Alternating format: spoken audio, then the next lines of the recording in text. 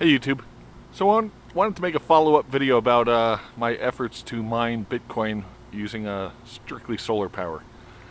Now this is my rig, and I built it from scratch, and I suggest you consider doing that. And the reason is because if you go out and pay top dollar for something that somebody else has designed or built, then you're basically limited by their imagination.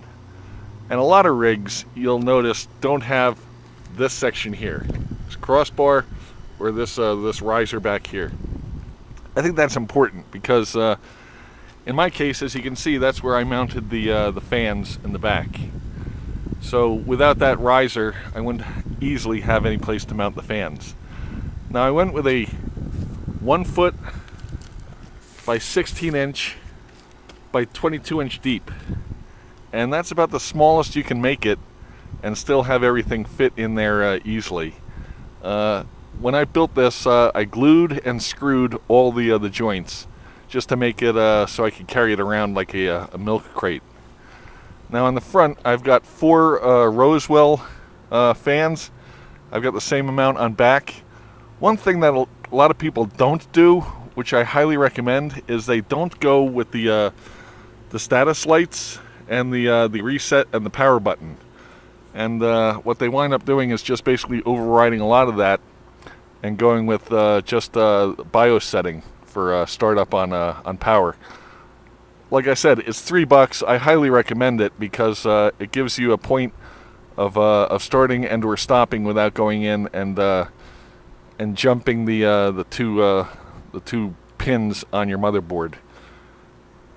If you've been there and done that, you know what I'm talking about. Now the other thing I did was there's foam that comes on the bottom of these risers, and after a day or two of running without fans, I was just running it ambient, the foam began to peel away from the bottom of those risers, and it was drooping down, and I had a concern that foam was going to interfere with the operation of the CPU cooling fan. So I removed all that foam, and because it's sitting on wood, I don't have any concern about the thing shorting out. What else can I tell you?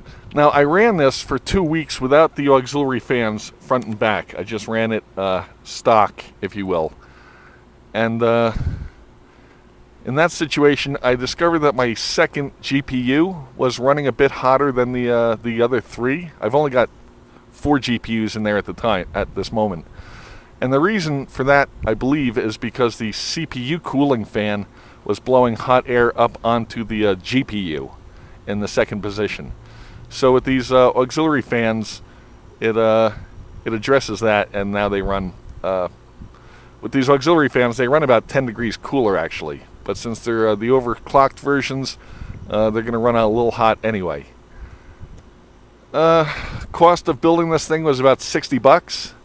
I used oak strapping, they call it, to secure the fans. Everything's zip tied together as far as that goes.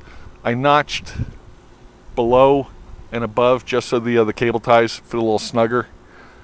And what else can I tell you? I guess that's about it. If you have any questions, leave them in the comments. Otherwise, I'm going to make a video now about what order I think you should install stuff on with regards to the software, because I ran into some issues that maybe you don't want to. So check out my next video. Thanks. Bye.